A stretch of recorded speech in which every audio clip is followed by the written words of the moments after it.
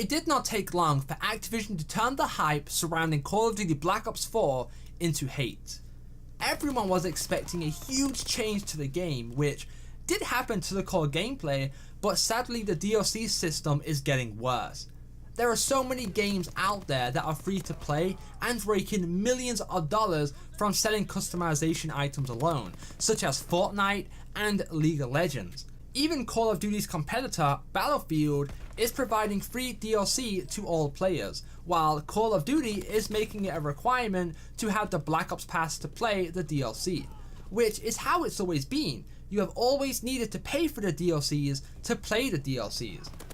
But what puts the icing on the cake is they are taking away the ability to buy the DLCs separate, so the only way to buy the DLCs is to buy the Black Ops Pass. There is so many people out there that are not going to be able to drop $60 on the game and then turn around and spend another $50 on the Black Ops Pass. The only way to play the DLCs was buying them separate at $15 each at the DLC's launch. Even COD points are making a return in Black Ops 4.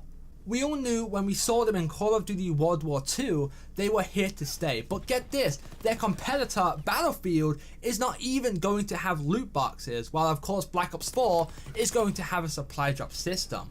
Battlefield does not sell as well as Call of Duty, and they are changing everything in an attempt to satisfy their current player base and to draw in new players to the franchise, while Call of Duty, which is apparently the fourth best-selling gaming franchise of all time, is charging for the base game, charging for the DLCs, and also charging for an in-game currency, which is COD points, which is used to buy supply drops, which contain new weapons, cosmetic items, and much more.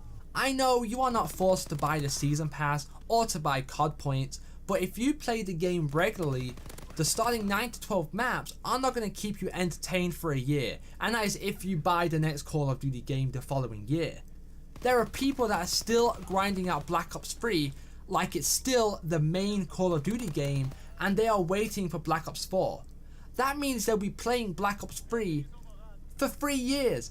Can you imagine playing the same 12 maps for 3 years? I myself have never brought COD points. I'm not gonna lie, I was tempted on Black Ops 3.